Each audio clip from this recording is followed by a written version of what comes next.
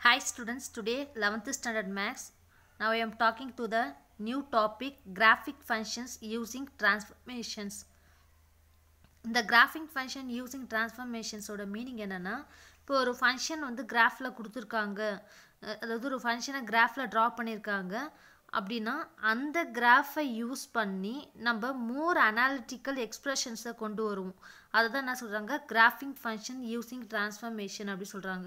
இப்போ ஒரு மிரர் வச்சோன்னா, ஆல்ரெடி ஒரு கிராஃப் இருக்குது, அந்த கிராஃபை மிரர் கீழே வைக்கும்போது அது ரிஃப்ளெக்ட் ஆகி ஒரு இமேஜ் வரும்ல, அந்த மாதிரி தான் அதை தான் என்ன சொல்கிறாங்க, கிராஃபிக் ஃபங்க்ஷன் யூஸிங் ட்ரான்ஸ்ஃபர்மேஷன் அப்படி சொல்கிறாங்க. நெக்ஸ்ட் வந்து இந்த கிராஃபிக் ஃபங்க்ஷன் யூஸிங் ட்ரான்ஸ்ஃபர்மேஷனில் 3 இம்பார்ட்டன்ஸ் ரூல்ஸ் இருக்குது. அதே மாதிரி 3 டைப்ஸ் ட்ரான்ஸ்ஃபர்மேஷன்ஸ் இருக்குது. அந்த 3 டைப்ஸ் ட்ரான்ஸ்ஃபர்மேஷன்ஸ் என்னென்னா reflection, translation, dilation. First one வந்து ரிஃப்ளெக்ஷன்னாலே நம்மளுக்கு எல்லாருக்கும் தெரியும்.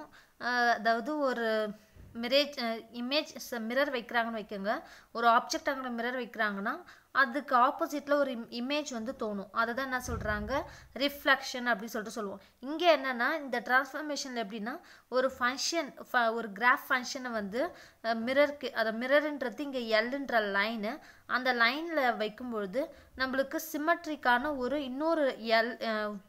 இன்னொரு கண்டிஷன்ஸ் கிடைக்கும், ஒரு இமேஜ் வந்து கிடைக்கும். மெயினு இந்த ரிஃப்ளெக்ஷனில் வந்து நம்மளுக்கு ரிஃப்ளெக்ஷன்லேயும் ட்ரான்ஸ்லேஷன்லேயும் நம்மளுக்கு என்ன மெயின் என்னென்னா, இப்போ நம்மளுக்கு ஒரு கிராஃப் இருக்குது, ஒரு கிராஃப் ஃபங்க்ஷன் இருக்குன்னா அதுக்கு ஆப்போசிட்டாக வருதுல்ல நம்மளுக்கு மிரர் யூஸ் பண்ணி, அந்த கண்டிஷன்ஸ் வந்து நம்மளுக்கு எப்படி இருக்குன்னா அதனுடைய சைஸு, ஷேப்பு இது எதுவுமே வந்து சேஞ்ச் ஆகாது, அதனுடைய கான்கரண்ட்டாக தான் இருக்கும். அதே மாதிரி அதுவும் ஒரிஜினல் கிராஃப் மாதிரியே தான் இருக்கும். அந்த கிராஃபோடைய ஆப்போசிட் சைடாக இருக்கும், அதனுடைய இமேஜ் வந்து கரெக்டாக இருக்கும். இப்போ இந்த டயக்ராமில் பார்க்கும்போதே தெரியும் உங்களுக்கு, the reflection of the graph of a function with respect to எல்ன்ற லைனை வச்சு நம்ம என்ன பண்ணுறோம், கிராஃப் ட்ரா பண்ணுறோம். அந்த லைனில் இந்த கிராஃபை வைக்கிறோம். Graph that is symmetric to with respect to L. இப்போ இந்த கிராஃபோடைய இமேஜ் வந்து நம்மளுக்கு எங்கே கிடச்சிருக்கு, இங்கே கிடச்சிருக்கு. இதனுடைய ஷேப்பும் சேமாக தான் இருக்கும். அதே மாதிரி அதனுடைய சைஸும் வந்து என்ன ஆகாது, சேஞ்ச் ஆகாது அப்படின்னு சொல்கிறாங்க. A reflection is the mirror image of the graph. இந்த ரிஃப்ளெக்ஷன்றது இப்போ ஆப்ஜெக்ட் வைக்கிறோன்னு வச்சுக்கோங்களேன், இங்கே மிரர் வைக்கிறோன்னு வச்சுக்கோங்களேன், இதனுடைய ரிஃப்ளெக்ஷன் இங்கே தானே கிடைக்கும், அதை தான் இங்கே சொல்கிறாங்க. அதை தான் இந்த ஃபிகரில் நம்மளுக்கு தெரியுது அப்படி சொல்கிறாங்க. சி த ஃபிகர் அப்படி சொல்கிறாங்க. நெக்ஸ்ட் வந்து இப்போ வந்து ஒரு நார்மலாக ஒரு கிராஃப் கொடுத்துருக்காங்க. நார்மலாக ஒரு கிராஃப் எப்படி இது பண்ணுவோம்னா, எப்பவுமே எக்ஸ் ஆக்சிஸ் ஒய் ஆக்சிஸில் இது பண்ணுவோம். இந்த எக்ஸ் ஆக்சிஸ் ஒய் ஆக்சிஸை பொறுத்து அந்த டிரான்ஸ்ஃபர்மேஷன் எப்படிலாம் நடக்குது அப்படின்றத தான் இங்கே சொல்கிறாங்க. Here F dash is the mirror image of F with respect to L. Every point of F has a corresponding image in F dash. இப்போ எஃப்ன்றது நம்மளுடைய ஒரிஜினல் கிராஃபு, நம்மளுக்கு கிடைச்ச மிரர் இமேஜ் தான் எஃப் டேஷு அப்படி சொல்கிறாங்க. ஓகேங்களா, இந்த மிரர் இமேஜை வந்து எப்படிலாம் ரிஃப்ளெக்ட் பண்ணலாம், இப்போ ஒரு ஒரிஜினல் கிராஃப்லேருந்து நம்ம அனாலிட்டிக்கல் எக்ஸ்ப்ரெஷன்ஸை நிறைய நம்ம கொண்டு வரது எப்படி அப்படின்றது தான் இப்போ இந்த கீழே இருக்கிற 3 பாயிண்ட்ஸ். இதை தான் ரிஃப்ளெக்ஷனில் கொண்டு வரக்கூடிய பாயிண்ட்ஸு. என்னென்னா ஃபஸ்ட்டு வந்து graph y equal to minus f of x. இப்போ ஒரு graph already y equal to f of எக்ஸ்ன்னு இருக்குன்னு வச்சு, ஏதோ ஒரு ஃபங்க்ஷன் இருக்குது, பட் ஆனால் y equal to minus f of எக்ஸ்ன்றது ஃபங்க்ஷனுக்கு வெளியே மைனஸ் இருந்துச்சுன்னா அந்த ரிஃப்ளெக்ஷன் கிராஃபில் எப்படி நடக்கும்னா x axis about the x axis. ஓகேங்களா, எக்ஸ் ஆக்சிஸில் நடக்கும். ஓகேங்களா, நெக்ஸ்ட் வந்து இதே graph y equal to f of minus x, அதாவது அந்த ஃபங்க்ஷனுக்குள்ளே மைனஸ் இருந்துச்சுன்னா அந்த ரிஃப்ளெக்ஷன், அந்த கிராஃபில் ரிஃப்ளெக்ஷன் வந்து அபவுட் த ஒய் ஆக்சிஸாக இருக்கும். நெக்ஸ்ட் வந்து the graph of y equal to f inverse of f inverse of xன்றது என்னென்னா அது வந்து இன்வெர்ஸ் ஃபங்க்ஷனாக இருந்துச்சுன்னா அதனோட ரிஃப்ளெக்ஷன் வந்து எப்படி இருக்கும்னா y equal to xஆக இருக்கும். ஒய்யும் எக்ஸும் சேமாக இருக்கிற மாதிரி அதனோட ரிஃப்ளெக்ஷன் இருக்கும் அப்படின்றாங்க. இப்போ இல்ஸ்ட்ரேஷனில் பாருங்கள், இல்ஸ்ட்ரேஷனில் என்னென்னா consider the function illustration 1.5ல y equal to x square இருக்கு, y equal to minus x square இருக்கு. இப்போ இங்க வந்து y equal to x squareன்றது நம்மளுடைய கிராஃப், அதாவது ஜென்ரலா y equal to x squareனா நம்மளுக்கு எப்படி கிடைக்கும்னா இந்த ஃபார்ம்ல தான் கிடைக்கும். நம்ம இது என்ன ஃபார்ம்னு சொல்லுவோம்னா y equal to x ஸ்கொயர்னாலே கண்டிப்பாக நம்மளுக்கு பேரபோலா தான் கிடைக்கும். நம்மளுக்கு வந்து இதை நீங்கள் இன்னும் டீப்பாக படிப்பீங்கன்னா 12th ஸ்டாண்டர்டில் படிப்பீங்க. y equal to x ஸ்கொயர்னா பேரபோலா, அதுக்கப்புறம் y equal to 4x square, அந்த கண்டிஷன்ஸ்லாம் படிப்பீங்க. இப்போ y equal to x square equal to நம்மளுக்கு பேரபோலா தான் கிடைக்கும். இதான் ஜென்ரலான ஒரு ஃபிக்ஸடான ஒரு கிராஃப். ஓகேங்களா? இப்போ நீங்கள் இது எப்படி வந்துச்சுன்றத டேபிள் போட்டு பாருங்கள். டேபிளில் இப்போ எக்ஸுக்கு வந்து இது எக்ஸ், இது ஒய். எக்ஸுக்கு வந்து நீங்கள் 0 கொடுக்குறீங்கன்னு வச்சுக்கோங்களேன். அப்போ ஒய்க்கு என்ன கிடைக்கும்? 0 ஸ்கொயரோட 0 தான் கிடைக்கும். இதே எக்ஸுக்கு நான் 1 கொடுக்குறீங்கன்னு வச்சுக்கோங்களேன், 1 ஸ்கொயரு 1 தான் கிடைக்கும். எக்ஸுக்கு 2 கொடுக்குறீங்கன்னு வச்சுக்கோங்களேன், அப்போது ஒய்க்கு நம்மளுக்கு என்ன கிடைக்கும்? 4 கிடைக்கும். அந்த மாதிரி வேல்யூஸ் வந்து இப்போ பாருங்கள், 0,0, 1,1, நெக்ஸ்ட்டு 2,4 இந்த பாயிண்ட்ஸ் வருதுங்களா? இங்கே 0,0, நெக்ஸ்ட்டு 1,1, நெக்ஸ்ட்டு வந்து 2,4 இந்த மாதிரி பாயிண்ட்ஸ் வந்து கிடைக்கும். இப்போ இதே ஆப்போசிட் சைடில் போடுங்க. 0, 1, 2 போட்டிங்க, அப்புறம் -1, -2 போட்டால் இது மாதிரி வரும். இந்த கண்டிஷன்ஸை தான் என்ன சொல்கிறாங்க, y equal to x ஸ்கொயர்ன்றது நம்மளுக்கு ஒரு பேரபோலா ஷேப்பு. இதெல்லாம் வந்து ஒரு ஃபிக்ஸடான ஒரு conditions. y equal to x ஸ்கொயராக இருந்துச்சுன்னா பேரபோலாவாக இருக்கும். அதே y equal to -x ஸ்கொயர்னா பேரபோலாவுடைய ரிஃப்ளெக்ஷனாக இருக்கும். ரிஃப்ளெக்ஷன்றது என்னது? அந்த டேர்மோட அந்த கண்டிஷன்ஸில் வந்து எப்படி இருக்குன்னா அதோடைய இமேஜாக இருக்கும். இதனோட இமேஜ் வந்து கண்டிப்பாக இப்படி தானே இருக்கும். அதுதான் இங்கே சொல்லியிருக்காங்க டயக்ராமில். நெக்ஸ்ட் வந்து இந்த கண்டிஷன்ஸில் illustration 1.6 பாருங்கள். Consider the positive branches of y equal to x, y square equal to x, y square equal to -x. இப்போ நம்மளுக்கு y square equal to xன்னு கொடுத்துருக்காங்க, y square equal to -xன்னு கொடுத்துருக்காங்க.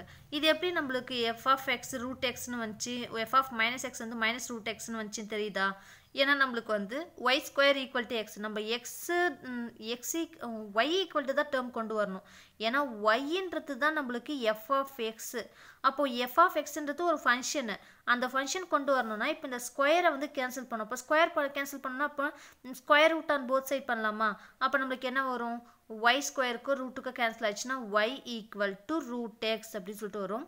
நெக்ஸ்ட் இங்கே ஸ்கொயருக்கு ரூட்டுக்கு கேன்சல் பண்ணும்போது நம்மளுக்கு என்ன வரும்? y equal to -√x அப்படின்னு சொல்லிட்டு, அதாவது ரூட் ஆஃப் -xன்னு வரும்.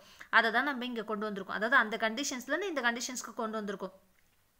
இப்போ f of -xோட வேல்யூ -√x, இதே f of xோட வேல்யூ √x. நம்மளுக்கு ஆல்ரெடி சொல்லிட்டேன், அதாவது ஃபங்க்ஷன்லேயே அதாவது f of x டேர்ம் வந்து பாசிட்டிவாக இருந்துச்சுன்னா, அதாவது f of x வந்து பாசிட்டிவாக இருந்துச்சுன்னா அபவுட் x ஆக்சிஸாக இருக்கும். இதே f of x வந்து நெகட்டிவாக இருந்துச்சுன்னா, அதாவது f of xன்ற கண்டிஷன்ஸில் அதோட ஃபங்க்ஷன் வந்து பாசிட்டிவாக இருந்துச்சுன்னா அபவுட் x ஆக்சிஸாக இருக்கும் ரிஃப்ளெக்ஷனு. இதே வந்து ஃபங்க்ஷன் வந்து மைனஸாக இருந்துச்சுன்னா அபவுட் y ஆக்சிஸாக இருக்கும். அந்த கண்டிஷன்ஸை பேஸ் பண்ணி தான் இந்த டயக்ராம் ட்ரா பண்ணியிருக்காங்க. இதுவும் வந்து ஃபிக்ஸடான ஒரு டயக்ராம் தான். அதாவது y equal to root of -xனா இந்த ஷேப்பில் தான் இருக்கும். y equal to √xனா இப்படி தான் இருக்கும். இது y equal to √x ஓட ஜென்ரல் இதுவு. y equal to root of -x இதனோட ரிஃப்ளெக்ஷன் தான் இது. So y equal to √x root of -x அந்த டேர்முக்கு இந்த மாதிரி டயக்ராம் தான் வரும். இதெல்லாம் ஃபிக்ஸட். ஓகேங்களா?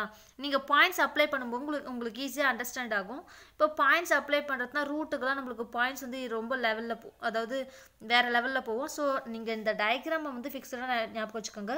ஒரு வளைவு மாதிரி வரும், ஒரு கர்வ் மாதிரி வரும், பெண்டிங் கர்வ் மாதிரி வரும். ஓகேங்களா? நெக்ஸ்ட் வந்து illustration 1.7 பாருங்க. consider the function. இங்க y equal to e power x, y equal to log base e x ன்னு கொடுத்துருக்காங்க. அதனுடைய ஜென்ரல் ஃபார்ம் இப்படி தான் இருக்கும். அதாவது இது வந்து பேராபோலா டைப்பில் இருக்கும். ஓகேங்களா? அதாவது y equal to E power எக்ஸ்னா இந்த ஃபார்மில் தான் இருக்கும். y equal to log E base எக்ஸ்னா இந்த ஃபார்மில் தான் இருக்கும். அதாவது இது எப்படி இருக்கும்னா y ஈக்குவல் டு எக்ஸாக இருக்கும். நான் ஆல்ரெடி சொன்னேன் உங்களுக்கு எஃப் இன்வர்ஸ் ஆஃப் எக்ஸ், அதாவது இன்வர்ஸ் ஃபங்க்ஷனாக இருந்துச்சுன்னா y ஈக்குவல் டு எக்ஸாக இருக்கும் அப்படி சொல்லிட்டு சொன்னோம்ல, அந்த கண்டிஷன்ஸ் தான். இப்போ இன்வர்ஸ்ன்றது இ பவர் எக்ஸோட இன்வர்ஸ் வந்து லாக் பேஸ் இ எக்ஸ். ஓகேங்களா? நெக்ஸ்ட் வந்து நம்மளுக்கு இது வரைக்கும் தெரிஞ்சா போதும். ஃபர்ஸ்ட் வந்து நீங்கள் இது எல்லாமே ரிஃப்ளெக்ஷன்ஸ் போது ரிஃப்ளெக்ஷனில் மெயின் இந்த 3 பாயிண்ட்ஸ் தான். இந்த 3 பாயிண்ட்ஸை நீங்கள் கரெக்டாக கேதர் பண்ணிட்டீங்கன்னா டயக்ராம் வந்து ஃபிக்ஸடான டயக்ராம் தான். அது ரிஃப்ளெக்ஷன் போது அதனுடைய இமேஜ் வந்து அதே சேமாக தான் இருக்கும். அதுக்கு ஆப்போசிட் சைடில் வரும். ஓகேங்களா? அதனுடைய இமேஜ். அப்போ the graph y equal to minus f of எக்ஸ்ன்றது ரிஃப்ளெக்ஷன் ஆஃப் அபவுட் எக்ஸ் ஆக்சிஸாக இருக்கும். எஃப் ஆஃப் மைனஸ் எக்ஸ்ன்றது reflection of graph about y ஆக்சிஸாக இருக்கும். இன்வர்ஸ் ஃபங்க்ஷனாக இருந்துச்சுன்னா அதோட ரிஃப்ளெக்ஷன் கிராஃப் வந்து y ஈக்குவல் டு எக்ஸாக இருக்கும். இதை மட்டும் மைண்டில் வச்சுக்கோங்க. இதை வச்சுட்டாலே நம்மளுக்கு ஈஸியாக வந்து ரிஃப்ளெக்ஷனில் எந்த கிராஃப் கொடுத்தாலும் ஈஸியாக போட முடியும். இதை வந்து 2 மார்க் 3 மார்க்கில் கேட்பாங்க. இம்பார்ட்டண்ட்டு சிம்பிள் தான். நீங்கள் வேல்யூ அப்ளை பண்ணாலும் ஓகே, இல்லை ஃபிக்ஸடாக இந்த டயக்ராமை மைண்டில் வச்சாலும் ஓகே. ஃபிக்ஸடாக வச்சாலும் சிம்பிள் தான். அதாவது y ஈக்குவல் டு எக்ஸ் ஸ்கொயர்னால் இந்த டயக்ராம் தான் ஃபிக்ஸட். இதுதான் பேராபோலா ஷேப்பில் தான். y equal to root X இல்லை y equal to minus root X இல்லை y square equal to X y square equal to minus X அப்படின்னு கொடுத்தாங்கன்னா இந்த மாதிரி ஃபார்மில் தான் டயக்ராம் வந்து இந்த ஷேப்பில் தான் இருக்கும். நெக்ஸ்ட் வந்து y equal to E power X y equal to log E base X அப்படி இருந்துச்சுன்னா இந்த ஷேப்பில் தான் டயக்ராம் இருக்கும். அதாவது ஹைப்பர்போலா ஷேப்பில் இருக்கும் டயக்ராம். ஓகேங்களா? இந்த ஃபார்மில் தான் இருக்கும். நீங்கள் இதுக்கு வேல்யூலாம் அப்ளை பண்ணணுன்னா ரொம்ப உங்களுக்கு ரேர் தான். ஏன்னா வேல்யூஸ் எல்லாத்துக்குமே தெரியணும். அதனால தான் இது ஃபிக்ஸடாக நீங்கள் தெரிஞ்சுக்கிட்டிங்கன்னா இந்த டயக்ராம் 2 மார்க் 3 மார்க்கில் கேட்டாங்கன்னா நீங்கள் டேரெக்டாக அப்படியே போடலாம். பாயிண்ட்ஸ் மென்ஷன் பண்ணணும்னு அவசியம் இல்லை. இதே எதனா ஒரு கிவன் கிராஃப் கொடுத்துட்டு அதுக்கு பாயிண்ட்ஸ் மென்ஷன் பண்ண சொன்னால் ஈஸியாக மென்ஷன் பண்ணலாம். இது வந்து உங்களுக்கு இப்படியே ஃபிக்ஸடாக நீங்கள் மைண்டில் வச்சுக்கணும். ஓகேங்களா?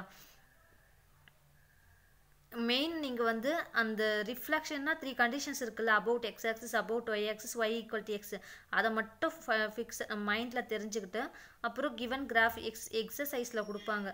அதை வச்சு நீங்கள் அந்த வேல்யூஸ் அப்ளை பண்ணி போடும்போது அது உங்களுக்கு சிம்பிளாக இருக்கும்.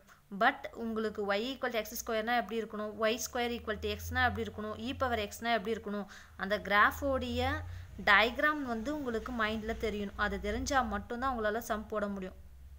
எதாவது டவுட் இருந்தால் கேளுங்க. தேங்க்யூ.